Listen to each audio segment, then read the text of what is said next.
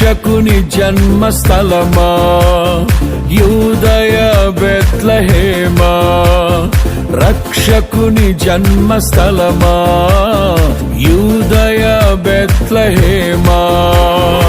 ఆరాధనలకు ఆరంభమా, హృదయార్పణలకు నివాసమా, ఆరాధనలకు ఆరంభమా, హృదయార్పణలకు నివాసమా.